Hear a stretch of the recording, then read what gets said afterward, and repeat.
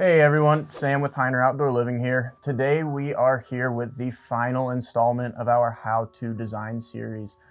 Today we're going to be going over exports and how to get that, from your app to paper, and the best ways to do that, all of the different ways that you can do it, and how you're going to be able to get that printed out to get it off to your clients or your submittals, whatever you need to do. So to dive in, we've got a nice finished plan. It's ready to go. All the annotations, all the information that needs to be on there is.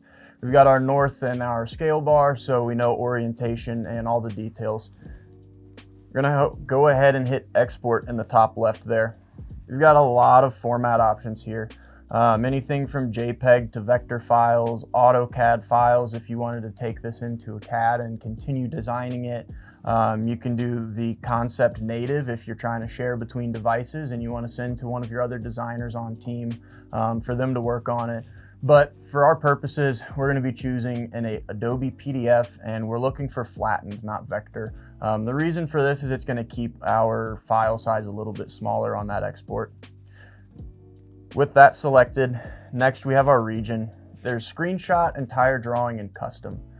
Screenshot is going to be whatever you are zoomed into and you are seeing on your screen at the time. So that may be the whole drawing, it may not be the whole drawing.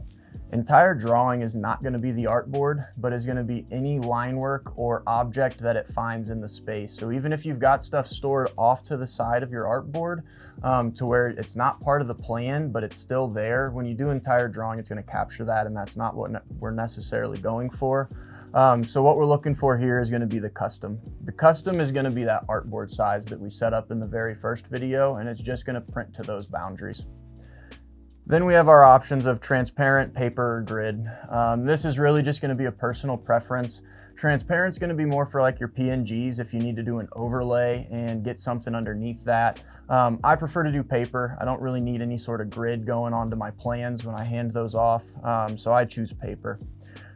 With that output, we can select our pixels per inch. What we've found is that really 300 pixels per inch is kind of the ideal size. There's no point in going to 600 with your guys' designs.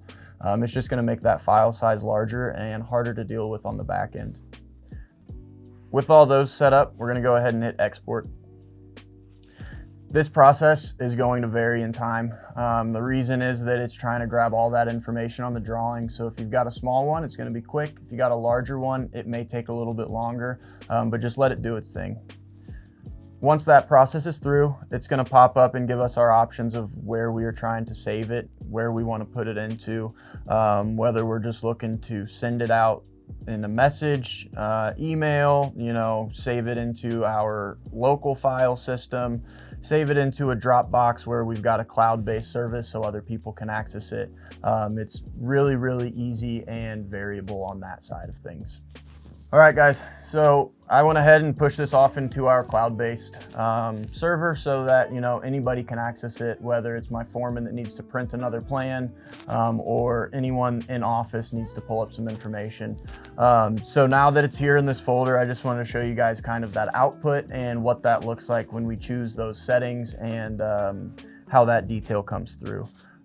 So if we open the plan here, we're just gonna pinch and zoom, and all of our detail is still very rich in this. So no matter what scale we print it at, whether it's that full 36 by 24 blueprint or it's that scaled down 11 by 17, your line work's not going to get fuzzy. It's going to read nice and clean, nice and crisp, and still be that high detailed plan that you've been working on. All right, guys, that wraps up our How to Design series. We started off with getting that drawing set up. We've just finished with that export, so now we're ready to get this printed off and ready to go.